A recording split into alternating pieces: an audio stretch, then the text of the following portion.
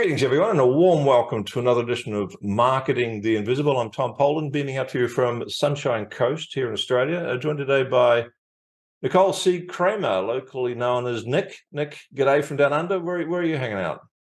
I am currently in Nashville, Tennessee. Pretty warm? It is. It's very warm, very humid. Guys, I had heat waves going through there over your summer this year. Yeah. Folks, Nicole is a sales coach. She's a speaker. She's a corporate sales trainer. So she works with teams of salespeople as well as individual. She has a real passion around this. These are my words, but it's evident around empowering women entrepreneurs and sales professionals, kind of developing impactful conversations. So how to, rather than trying to direct a sales process, to get her clients, prospects engaged in a meaningful, impactful, motivational conversation. End result being more sales, more clients, and just a little bit of global influence. She's a former 7-year corporate sales superstar, gone out her own, is now helping individuals just like you to make it all happen. Nicole, thanks for being on the show. It's a pleasure to have you here. Subject today is how to increase conversions when you're having those sales conversations. Our 7 minutes is going to start now. Nicole, question number one, who's your ideal client? My ideal client is the sales professional or entrepreneur who wants to make more sales and understand how to have the conversations that are going to get them there. I think my belief is sales is very relational and it's not transactional. So my ideal client is the person who believes that the relationships are what produce the opportunities. Thank you for that. Question two is, what's the problem you solve? And I sense in this already that one of the problems or mistakes that the people are making is going into these sales conversations with an objective in mind to get the sale, transactional, rather than develop the relationship. So tell us a bit, unpack that problem a bit, if you would. Well, that's where the feeling of salesyness comes from. And salesyness isn't even a real word, but a lot of people use that as the way they describe how they feel when they're selling. And that is because exactly what you said, they're rushing too much to the finish line. They're trying to create an outcome that hasn't quite had its gestation period to be created. So the problem that I solve is helping people feel good about selling and really making selling into serving people and helping people, right? It's a double blessing. And I think that so often people don't want to make it transactional, but they do out of fear, out of a need, out of a rush to try to get to the finish line. Right. Thank you for that. Question three, when you get a new client on board and they talk to you about what was going on in their business or the sales conversations prior to working with you, what are they saying? In other words, what are sort of some of the symptoms that someone listening to this gives them a heads up that they need to find out more about your work? Well, some of the symptoms, again, they're feeling salesy and they're losing sales and they have a lack of confidence because of the circumstances, when really what they sell and what they do is tremendous for the right people, but they're starting to lose that confidence in it because they're not handling their conversations in a way that creates opportunities. So they feel like nobody wants to buy what I have, nobody's interested, my price is too, they start making up stories in their head about what's actually going on.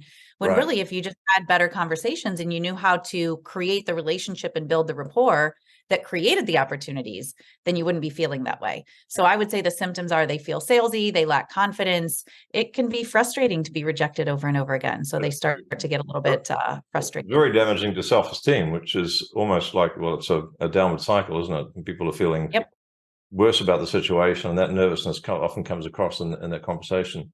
Thank you for that. Again, question four. We're talking about growth-oriented individuals here. We're talking about teams of salespeople, entrepreneurs. They want to make things happen, so they're going to be trying stuff, even though they're failing. They're going to get back up on the horse, so to speak, dust themselves off. What would you say are some of the common mistakes that people commit in trying to solve the sales problem?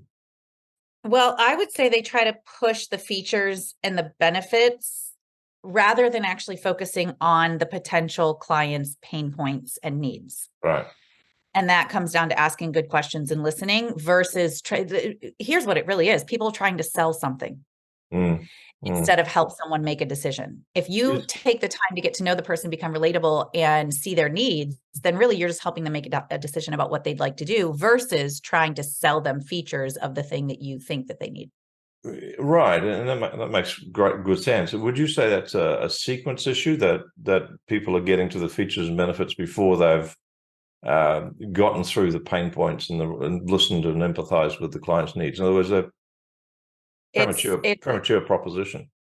correct. It would be like going into a doctor's office and the doctor telling you what you need before the doctor's even listened to Right. what's going on or what some of your symptoms are. And so we don't want to, prescription before diagnosis is malpractice, right? And Right. it's the same thing in a sales conversation. So we want to listen to the other person and make sure that what we are recommending, what the features and benefits are that we are talking about, are actually needed by that person, or else it's just noise. And I guess too, I'm thinking this through. Even if we think we know, we need to demonstrate to the prospect that we're listening, right? That we need to let them talk.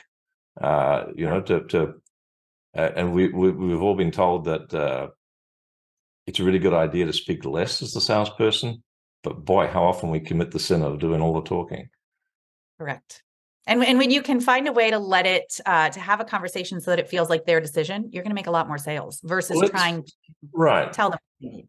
Thank you. So let's go to that. We've got 2.25 minutes left, so bucket load of time. What's a top tip you can give folks that they're probably going to need to reach out to you to learn a lot more about what you do, but this might just get them started off in the right direction?